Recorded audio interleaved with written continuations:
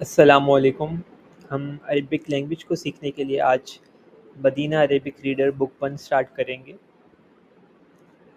تو شروع کرتے ہیں۔ الدرس الاول، درس کہتے ہیں سبق کو یا لیسن کو، اول کہتے ہیں پہلے کو، تو درس الاول یعنی پہلا سبق یا لیسن نمبر 1۔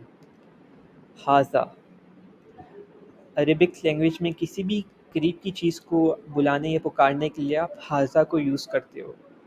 اردو میں جیسے ہم یہ کا لفظ استعمال کرتے ہیں، جیسے یہ کرسی ہے، یہ کتاب ہے، یہ قلم ہے، اور انگلش میں ہم دس کا ورڈ کو یوز کرتے ہیں، جیسے دس از اے بک، دس از اے پین۔ تو حاذا یعنی یہ یا دس۔ حاذا بیتن، حاذا یعنی یہ، بیت کہتے ہیں گھر کو، تو حاذا بیتن کا مطلب بنتا ہے یہ گھر ہے یا دس از اے ہاؤس۔ حاذا مسجد، یہ مسجد ہے۔ حاذا بابن، باب کہتے ہیں دروازے کو عربک میں۔ حاذا یعنی دس یا یہ، تو اس کا میننگ ہوگا یہ دروازہ ہے۔ حاذا کتاب، یعنی یہ کتاب ہے۔ حاذا قلم، یہ پینسل ہے۔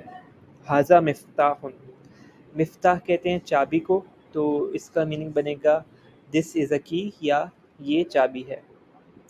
اسی طرح حاذا مکتب، اچھا مکتب آفس کو بھی کہتے ہیں اور ڈیسک یا ٹیبل کو بھی کہتے ہیں، تو اس کا ہم یوں بھی میننگ بنا سکتے ہیں کہ یہ مکتب ہے یا یہ ٹیبل ہے یا ڈیسک ہے۔